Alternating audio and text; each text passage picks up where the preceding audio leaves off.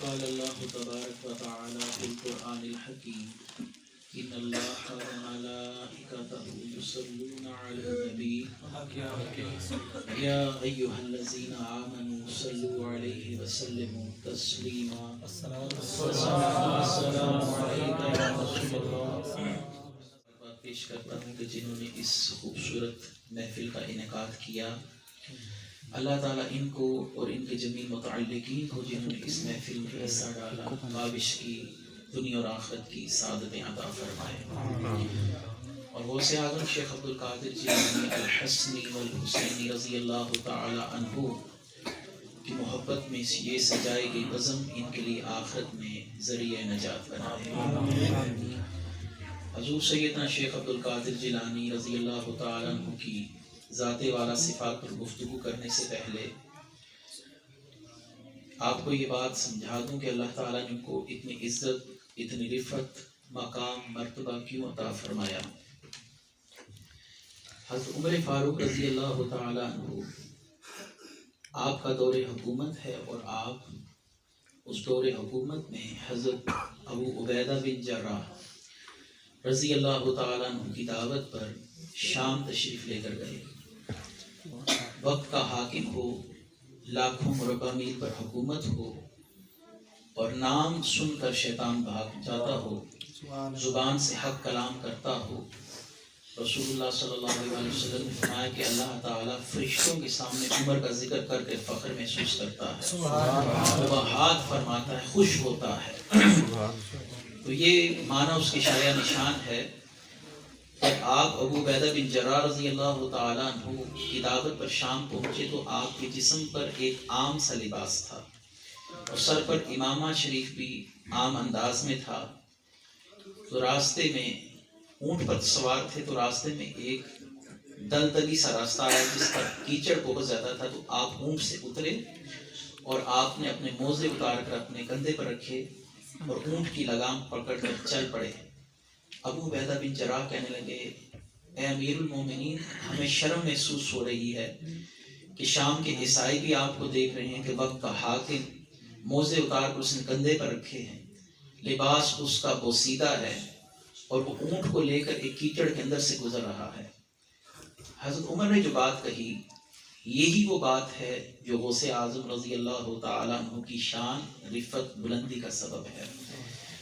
آپ نے فرمایا، ابو عبیدہ بن جراح، تیری جگہ پر کوئی اور ہوتا، کوئی صحابی رسول نہ ہوتا تو میں اس کو درے مارتا۔ ہمیں کسی اور معاملے سے عزت کی ضرورت نہیں، ہمیں اسلام نے عزت دے دی ہے۔ ہمیں دنیا اور آخرت میں اسلام نے جو عزت دی ہے وہ ہمارے لیے کافی ہے۔ اللہ کی قسم، میں نے رسول اللہ صلی اللہ علیہ وسلم سے سنا، جس نے اسلام کے علاوہ کسی اور جگہ سے عزت تلاش کی، اللہ نے اس کو ذلیل کر دیا ہے۔ تو غوث اعظم کو عزت اسلام نے دی ہے، انہوں نے اللہ اللہ کی، اللہ تعالیٰ نے ان کا نام دنیا اور آخرت میں بلند کر دیا ہے۔ آج ہماری رسوائی کا سبب کیا ہے، پریشانی کا سبب کیا ہے؟ قبرص جزیرے کے جب لوگوں کو قیدی بنا کر صحابہ کرام کے سامنے لایا گیا تو وہ قیدی تقسیم ہو رہے تھے، یہ قیدی فلاں صحابی کے پاس، یہ قیدی فلاں صحابی کے پاس جائے گا۔ تو وہ قبرص جزیرے کے لوگ ایک دوسرے سے گلے لگ کے رو رہے تھے کہ ہمیں غلامی اور ذلت کی زندگی وہ گلے پہ پڑ گئی ہے۔ تو یہ بات دیکھ کر سیدنا ابو ذر غفاری بھی رو پڑے۔ صحابہ نے کہا، ہمیں تو خوش ہونا چاہیے کہ اللہ تعالیٰ نے ہمیں فتح دی اور قبرص کے ان لوگوں کو غلامی کے طور پر ہمارے تحت کر دیا، آپ خوش کیوں نہیں ہوتے؟ ابو ذر غفاری نے کہا کہ میں رو اس لیے رہا ہوں کہ مجھے نظر آ رہا ہے کہ جب قومیں اللہ کی نافرمانیاں کرتی ہیں، اللہ ان کو غلام کر دیتا ہے۔ آج مسلمانوں کی غلامی کی بڑی وجہ، آج ہمارے کشکول کی بڑی وجہ اللہ کی نافرمانی ہے۔ ہم قرآن چھوڑ کر رسوا ہو گئے۔ اقبال نے کیا خوب کہا ہے کہ تم خوار ہوئے تارک قرآن ہو کر، تم نے قرآن چھوڑا، آج تم ذلیل ہو گئے۔ کوئی شخص اپنی ذات پر اس بات کا تجربہ کر کے دیکھ لے، جب اللہ کا نافرمان ہو جائے گا اللہ اس پر محتاجی مسلط فرما دے گا۔ تو غوث اعظم نے اللہ اللہ کی ہے، اللہ تعالیٰ نے ان کا نام روشن کر دیا۔ رسول اللہ صلی اللہ علیہ وآلہ وسلم کی حدیث مبارکہ ہے کہ ان اللہ یبعث لہذہ الامۃ، اللہ پیدا کرے گا اس امت کے اندر، ہر صدی کے اندر ایک مجدد جو دین کو زندہ کرے گا۔ یہ سنن ابو داؤد کی حدیث ہے۔ تو شیخ عمر بزاز یہ غوث اعظم کے خاص رفقا میں سے ہے۔ کہتے ہیں یہ واقعہ میں نے اپنی آنکھوں سے دیکھا اور یہ 511 ہجری کا واقعہ ہے۔ غوث اعظم شیخ عبد القادر جیلانی رضی اللہ تعالیٰ عنہ آپ بغداد شریف کے اندر داخل ہوئے تو آپ نے ایک کمزور اور ایک سقیم شخص کو دیکھا جو ہڈیوں کا ڈھانچہ ہے، اور غوث اعظم کو اپنی طرف طلب کرتا ہے، اے عبد القادر میری طرف آؤ، میری مدد کرو۔ غوث اعظم اس کے پاس گئے اور اس شخص کے ساتھ مصافحہ کیا اور اس کو گلے سے لگایا۔ جیسے اس شخص کے ہاتھ میں ہاتھ غوث اعظم نے دیا، وہ شخص تندرست توانا ہو گیا، اس کی صحت بحال ہو گئی، وہی جو ہڈیوں کا ڈھانچہ تھا اب بالکل صحیح ہو گیا۔ تو غوث اعظم شیخ عبد القادر جیلانی سے وہ شخص کہنے لگا، مجھے پہچان، میں تیرے نبی محمد مصطفیٰ کا دین ہوں، اللہ نے مجھے تیری مدد کے ساتھ دوبارہ زندہ کر دیا ہے، تو عبد القادر نہیں محی الدین ہے۔ تو غوث اعظم شیخ عبد القادر جیلانی جب جامعہ نظامیہ میں تشریف لاتے ہیں خطاب کے لیے، تو شیخ عمر بزاز فرماتے ہیں کہ میں نے ہر شخص کو دیکھا، وہ بالاتفاق بغیر کسی ارادے کے، بغیر کسی قصد کے، اس کی زبان سے اللہ نے محی الدین نام جاری فرما دیا۔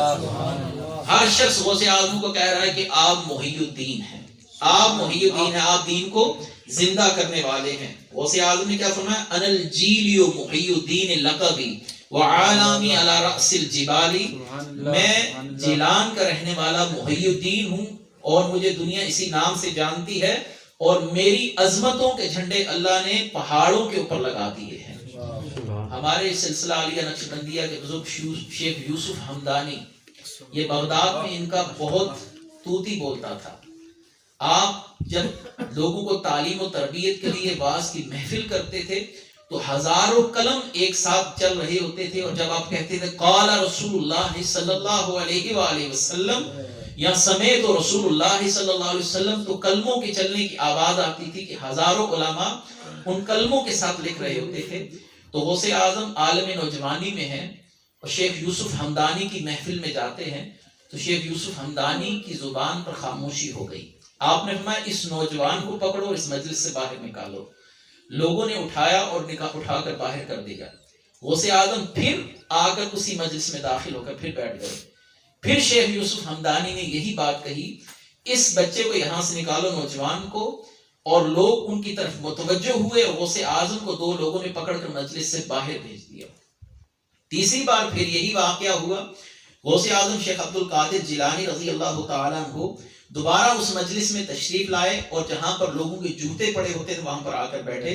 شیخ یوسف ہمدانی خود منبر سے اترے اور جا کر غوث اعظم شیخ عبد القادر جیلانی رضی اللہ تعالیٰ عنہ سے کہنے لگے، بیٹا معذرت چاہتا ہوں، میں نے یہ معاملہ اس لیے کیا کہ لوگ تجھے دیکھ لیں کہ ایک وقت آئے گا جب مشرق اور مغرب میں تیرے نام کے جھنڈے گاڑ دیے جائیں گے، اور اس وقت کے ولی سب تیرے سامنے سرنگوں ہوں گے، اور تو کہے گا قدمی حاضی علی رقبت کل ولی اللہ، میرا یہ قدم سب ولیوں کی گردنوں پر ہے، اور ہر ولی اپنی گردن جھکا دے گا۔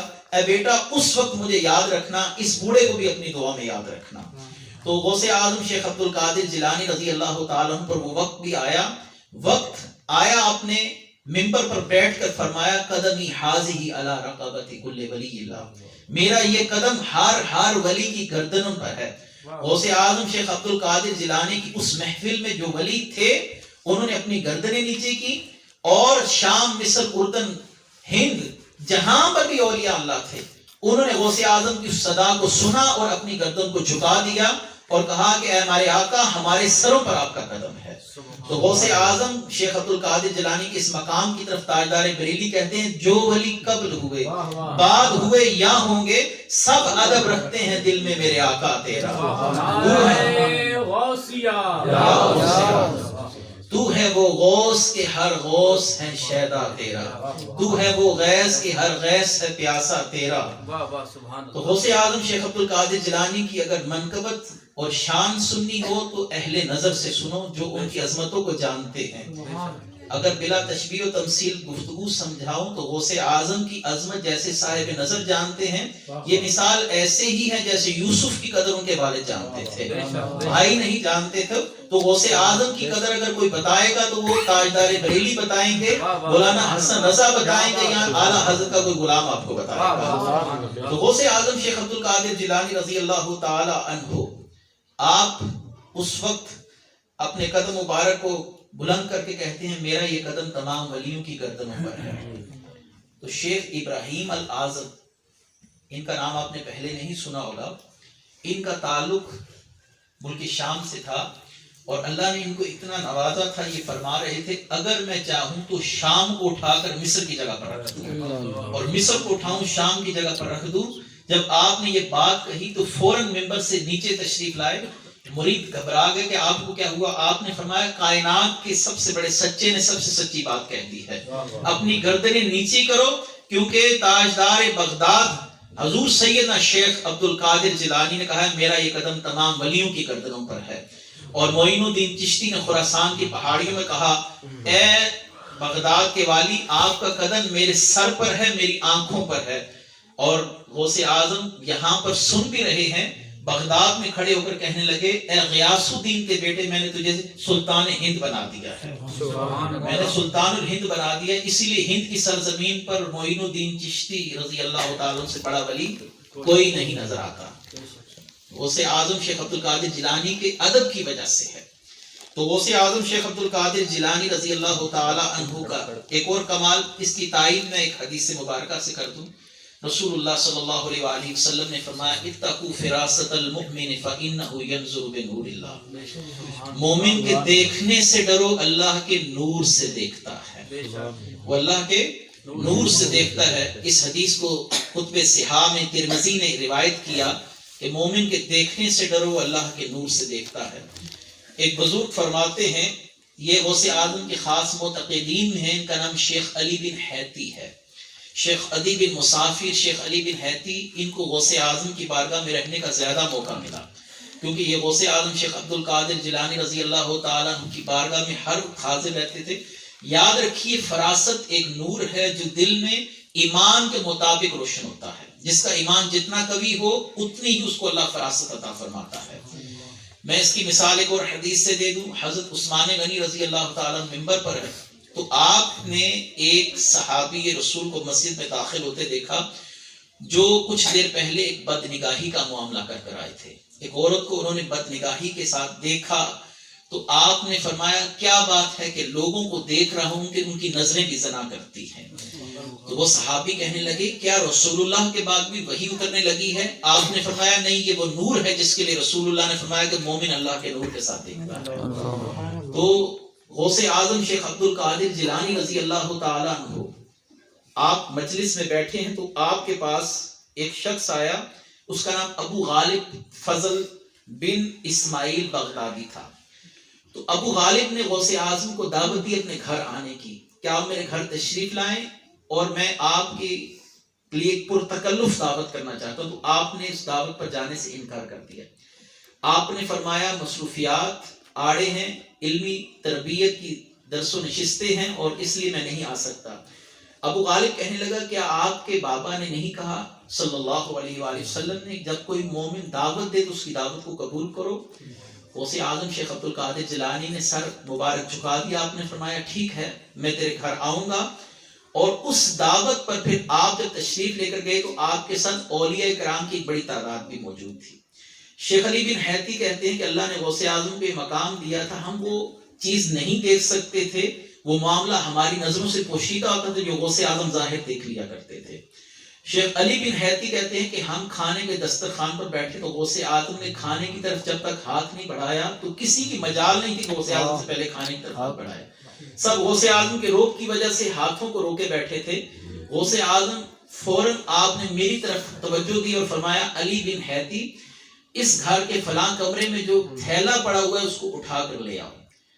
تو میں اٹھا اور میں نے اس تھیلے کو اٹھایا تو اس کا وزن بہت زیادہ تھا، تو میں نے دو اور لوگوں کی معاونت سے اس تھیلے کو اٹھا کر غوث اعظم کے سامنے لایا۔ آپ نے فرمایا اس کی گرہ کھول دو۔ اس کے منہ کے اوپر ایک گرہ لگی تھی تھیلے کے، جب اس کو کھولا تو اس کے اندر سے ایک اپاہج بچہ برآمد ہوا جو ٹانگوں سے اور بازوؤں سے معذور تھا، آنکھوں سے معذور تھا۔ غوث اعظم شیخ عبد القادر جیلانی فرمانے لگے اس شخص کی طرف دیکھ کر، اے ابو غالب، تو نے مجھے گھر میں دعوت کے لیے نہیں بلایا، تو نے میری ولایت کا امتحان لینا تھا کہ غوث اعظم کو گھر دعوت دوں گا، اگر آ گئے تو پھر اس نوجوان کو ان کی بارگاہ میں پیش کروں گا، اگر اللہ کے ولی ہوئے تو اس کو ٹھیک کر دیں گے۔ تو غوث اعظم نے فرمایا قم باذن اللہ، کھڑا ہو اللہ کے حکم سے۔ وہ لڑکا بالکل تندرست ہو کر اپنے پاؤں پر کھڑا ہو گیا۔ تو غوث اعظم شیخ عبد القادر جیلانی نے اس کے بعد کھانا تناول فرمایا اور آپ جامعہ نظامیہ میں واپس تشریف لے گئے۔ بغداد کے بہت مشہور بزرگ ہیں اب شیخ ابو سعید کیلوی رحمۃ اللہ علیہ۔ شیخ ابو سعید کیلوی رحمۃ اللہ علیہ کو شیخ علی بن حیتی کہتے ہیں، ہم نے آنکھوں سے دیکھا ہے غوث اعظم نے ایک معذور کو بالکل صحیح کر دیا ہے۔ شیخ ابو سعید کیلوی صاحب نظر تھے، فرمانے لگے غوث اعظم کی جو تم شان بیان کر رہے ہو یہ تو پوری طرح ظہور پذیر ہی نہیں ہوئی۔ غوث اعظم کو تو اللہ نے یہ عظمت دی ہے، وہ مردوں کو بھی اٹھا کر بٹھا لیتے ہیں، وہ مردوں کو بھی اٹھا کر بٹھا لیتے ہیں۔ کسی کے ذہن میں آئے یہ تو نبیوں کا معجزہ ہے، مردوں کو اٹھا کر بٹھا لیتے ہیں۔ اور اکابرین میں شیخ ابن رجب حملی بھی اس اشکال میں مبتلا ہوئے کہ غوث اعظم مردوں کو کیسے بٹھا لیتے ہیں۔ میں قرآن سے اس کی ایک مثال دے دیتا ہوں کہ سیدہ مریم نے جب کسی خشک تنے کے ساتھ ٹیک لگائی تو آپ کے جسم اقدس سے مس ہو کر اس بے جان تنے میں بھی اللہ نے زندگی پیدا کر دی تھی۔ تو ثابت ہوا کہ ولی بھی زندگیاں پیدا کرنے کی صلاحیت رکھتے ہیں۔ تو غوث اعظم نے اس نوجوان کو صحیح کیا، وہ اپنے قدموں پر کھڑا ہو گیا اور وہ شخص غوث اعظم کے پاس آیا، اس نے کہا حضرت میں رافضی ہوں، مذہباً صحابہ کو نہیں مانتا، میں ان کا بے ادب ہوں اور میں صرف آپ کی اس کرامت کے بعد اب آپ کے ہاتھ پر اسلام قبول کرتا ہوں۔ تو غوث اعظم نے کہا بیٹا میں دیکھ رہا تھا تو رافضی ہے اور میں نے اس لیے تیرے گھر کی دعوت قبول نہیں کی، اور جب مجھ پر اللہ نے واقعہ پورا معاملہ کھول دیا کہ تیرا ایک اپاہج بیٹا ہے اور تو انتظار میں ہے میں اس کو ٹھیک کروں اور تو اسلام قبول کرے گا، تو میں اس لیے تیرے گھر آ گیا تھا۔ تو غوث اعظم کو اللہ تبارک و تعالیٰ نے ایسی نظر دی تھی، اور قرآن کریم فرقان حمید کی آیت ہے کہ ان الذین آمنوا وعملوا الصالحات سیجعل لهم الرحمن ودا۔ جب کوئی شخص ایمان والا ہو اور عمل صالح کرے تو اللہ اس کی محبت مخلوقات کے دل میں پیدا فرما دیتا ہے۔ آپ دیکھیں کہ میں ہر واقعے کے ساتھ ایک حدیث یا آیت اس لیے پڑھ رہا ہوں کہ اب آپ لوگ جب بھی کسی چیز کے لیے استدلال کریں آپ کے پاس قرآن و حدیث کی کوئی دلیل ہونی چاہیے۔ تو اللہ نے سورہ مریم میں فرمایا جو لوگ ایمان لائے اور عمل صالح کیے اللہ ان کی محبت خود ہی لوگوں کے دلوں میں پیدا فرما دیتا ہے۔ تو یہ واقعہ بھی بغداد میں وقوع پذیر ہوا کہ شیخ ابو سعد فرماتے ہیں، شیخ ابو سعد فرماتے ہیں کہ میری 16 سال کی نوجوان بیٹی چھت پر تھی اور وہاں سے غائب ہو گئی، زمین کھا گئی، آسمان نکل گیا، مجھے اپنی بیٹی باوجود یہ کہ بہت تلاش کی لیکن میری بیٹی مجھے نہ ملی۔ میں نے مساجد میں اعلان کروایا، شہر کا چپا چپا چھانا، لیکن مجھے اپنی بیٹی نہیں ملی۔ بیٹی نوجوان تھی، 16 سال عمر تھی، اس لیے پریشانی زیادہ لاحق تھی، بیٹا ہوتا تو شاید اتنی پریشانی نہ ہوتی۔ تو مجھے کسی دوست نے مشورہ دیا کہ تو سیدھا جامعہ بغداد یعنی غوث اعظم کے پاس چلا جا اور جا کر ان سے اپنی حاجت یہ عرض کر دے۔ تو غوث اعظم شیخ عبد القادر جیلانی کے پاس جب میں پہنچا تو میں نے ان کو بتایا حضرت میں چھت پر تھا، میری بیٹی چھت پر تھی، وہاں سے روپوش ہو گئی، بہت ڈھونڈا لیکن نہیں ملی، تو اب حضرت آپ کے پاس میں آیا ہوں۔ یاد رکھیے کہ میں جتنے بھی واقعات آج پڑھ رہا ہوں یہ خلاصۃ المفاخر سے امام یافی کی کتاب سے پڑھ رہا ہوں۔ امام یافی کی اس کتاب کو خود مولانا تھانوی صاحب نے بڑا معتبر مانا ہے کہ کیونکہ آپ محدثین سے ہیں اور غوث اعظم کا جو واقعہ بھی نقل کرتے ہیں اپنی سند کے ساتھ نقل کرتے ہیں، یعنی پورے واسطے کے ساتھ نقل کرتے ہیں۔ مجھے فلاں شیخ نے بتایا، ان کو فلاں نے بتایا، اور انہوں نے غوث اعظم کو خود اس واقعے کے اندر دیکھا کہ آپ سے اس کرامت کا صدور ہوا ہے۔ تو امام یافی لکھتے ہیں کہ شیخ ابو سعد نے اپنی حاجت غوث اعظم کی بارگاہ میں جا کے عرض کی، یا غوث میری بیٹی چھت پر تھی وہاں سے غائب ہوئی، معلوم نہیں زمین کھا گئی، آسمان نکل گیا۔ آپ نے فرمایا بغداد کے کھنڈرات دیکھے ہیں؟ میں نے کہا جی دیکھے ہیں۔ آپ نے فرمایا ٹھیک ہے اس جگہ پر چلا جا اور مغرب کی نماز کے بعد وہاں سے کچھ لمبے قد کے لوگوں کا گزر ہوگا، ان کو میرا سلام دینا اور کہنا کہ مجھے عبد القادر نے بھیجا ہے۔ لیکن جب اس جگہ پر پہنچو تو اس جگہ پر ایک دائرہ اپنے گرد ضرور لگانا اور پڑھنا بسم اللہ وعلی نیت شیخ عبد القادر جیلانی. یہ کہہ کر اپنے گرد دائرہ لگا لینا. وہ شخص کہتا ہے میں ماجرا نہ سمجھا لیکن حکم تھا. تو شیخ ابو سعد کہتے ہیں میں اس جگہ پر جا پہنچا. جب مغرب کے بعد اندھیرا چھانے لگا تو میں نے ایک قوم دیکھی جن کے قد لمبے تھے اور چہرے عجیب. میں سمجھ گیا یہ تو جنات سے ہیں. اور میں نے اپنے گرد فوراً ایک دائرہ لگایا بسم اللہ وعلی نیت شیخ عبد القادر. میں نے یہ کہہ کر اپنے گرد دائرہ لگا لیا. اس دائرے کے اندر بیٹھ گیا. جب وہ لوگ میرے پاس سے گزرے تو مجھے کہنے لگے اے آدم ذات ہمارے راستے میں کیوں بیٹھا ہے؟ اٹھ یہاں سے نہیں تو ہم تجھے نقصان دیں گے. میں نے کہا مجھے تو شیخ عبد القادر جیلانی نے بھیجا ہے. یہ سننا تھا کہ وہ سارے کے سارے گھٹنوں کے بل زمین پر بیٹھ گئے اور کہنے لگے آپ کو ہمارے آقا نے بھیجا ہے, حکم کیجئے کس لیے آئے ہیں؟ میں نے کہا حضرت میری تو بیٹی تھی چھت پر, وہ غائب ہو گئی. 16 سال کی نوجوان بیٹی ہے. ان کا جو سردار تھا جنات کا, اس نے اپنے تمام قبیلے کی طرف دیکھا اور اس نے کہا یہ حرکت کس نے کی ہے؟ تمام نے اس سے لا علمی کا اظہار کیا. انہوں نے کہا یہ تو ہمارے پیر و مرشد کا شہر ہے, یہاں پر تو ہم کبھی ایسا کچھ سوچ بھی نہیں سکتے. اس نے کہا اس کی بیٹی جس جگہ پر بھی ہے اس کو فوراً ابھی لاؤ, حاضر کرو, میں نہیں جانتا. وہ شخص کہتا ہے میری آنکھوں کے سامنے سارے جنات ایسے غائب ہوئے جیسے دھواں غائب ہو جاتا ہے. اور کچھ دیر کے بعد ایک اور جن کو انہوں نے زنجیروں میں باندھ رکھا تھا اور اس کے ساتھ اس کی بیٹی بھی تھی, اس کو لے کر واپس آئے. کہنے لگے حضرت یہ کوئی کافر جن تھا جو لے گیا تھا اور یہ چین کے کسی جزیرے پر اٹھا کر لے گیا تھا, ہم وہاں سے لے کر آئے ہیں. تو مجھے انہوں نے بیٹی سونپ دی. اس سردار نے اپنی تلوار سے اس جن کا سر کاٹ دیا. تو میں نے کہا کہ حضرت میں نے تو انسانوں میں بھی غوث اعظم کا بڑا ادب دیکھا ہے, آپ تو غوث اعظم کا بہت زیادہ ادب کرتے ہیں. وہ کہنے لگا کہ جب اللہ تعالیٰ کسی کو غوث بناتا ہے تو جنوں انس کو اس کا غلام کر دیتا ہے, جنوں انس اس کا حکم مانتے ہیں, اس کی بات مانتے ہیں. یہ ہے کہ جب اللہ تعالیٰ کسی کو محبوب بنا لیتا ہے تو اس کی محبت لوگوں کے دلوں میں پیدا فرما دیتا ہے. وہ شرف غلامی کو اپنے لیے سعادت سمجھتے ہیں. اور وہ کہنے لگے کہ ہم غوث اعظم کا ادب کیوں نہ کریں, ان کے حکم سے تو ہمارے دن اور رات گزر رہے ہیں. غوث اعظم فرمایا تبولی فی السماء والارض دکت وشاءس السعادت قد بدالی. اللہ تبارک و تعالیٰ نے میرے نام کے ڈنکے مشرق و مغرب و زمین و آسمانوں میں بجا دیے ہیں.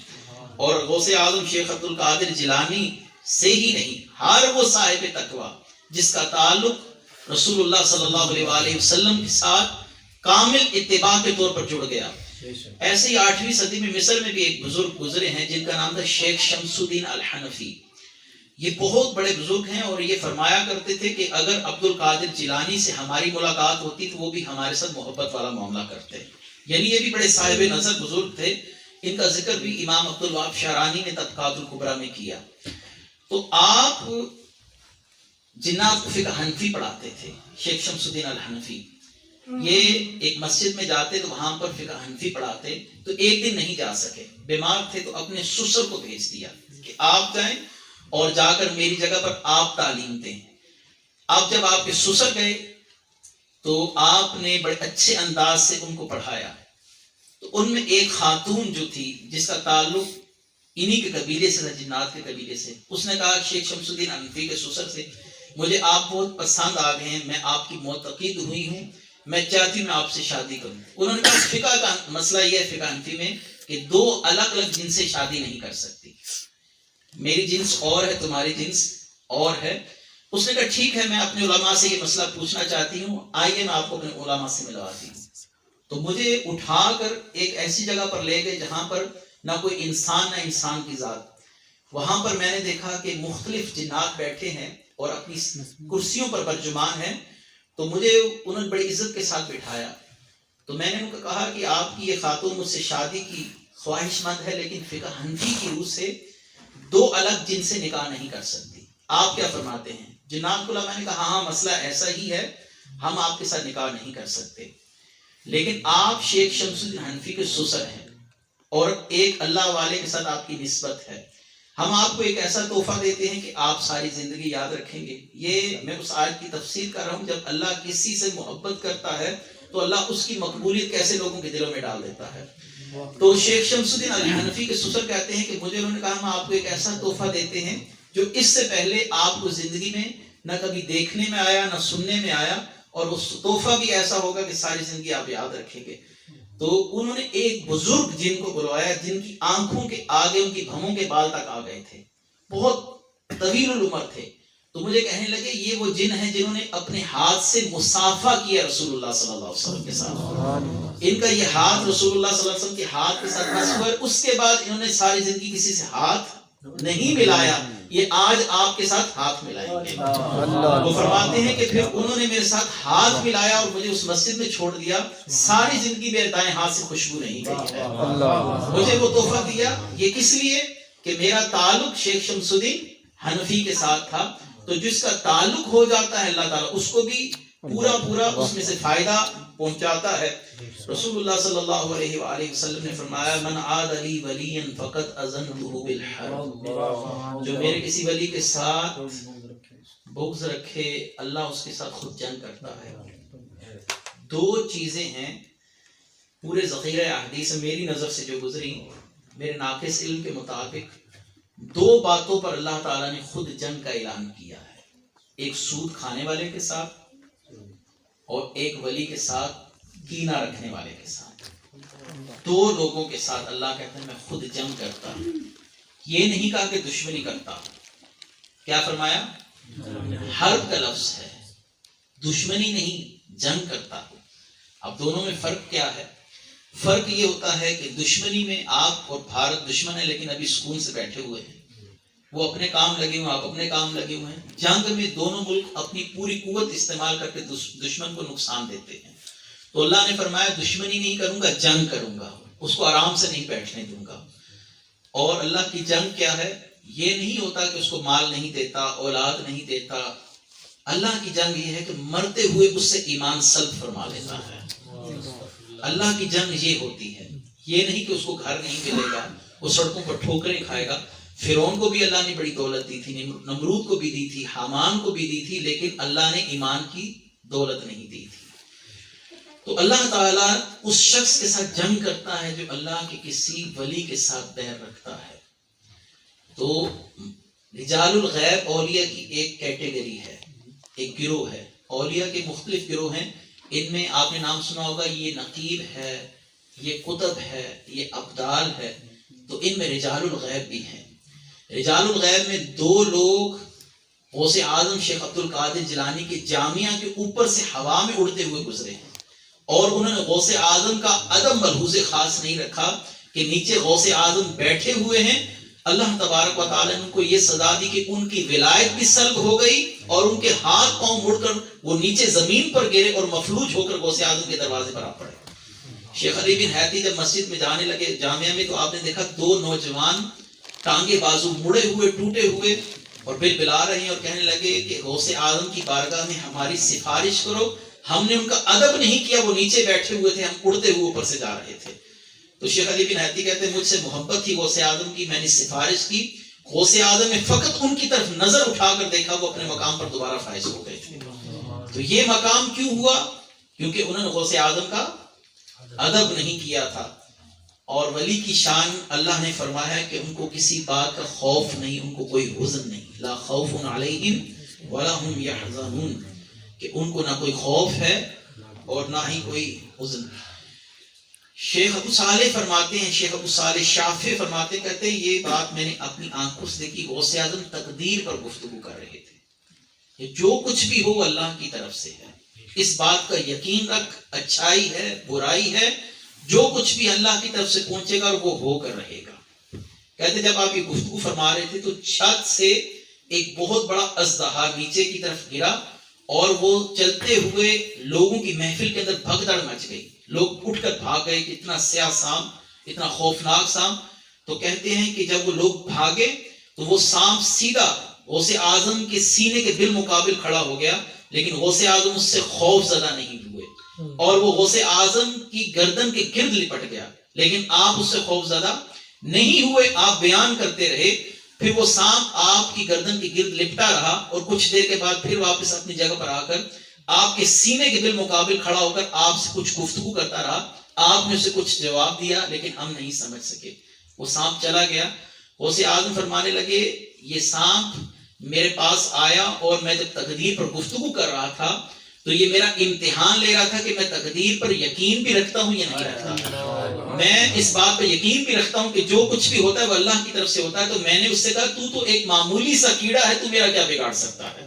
جب میرا رب چاہے گا تو مجھے نقصان دے سکتا ہے. اس سانپ نے مجھ سے کہا میں نے بڑوں کا امتحان لیا.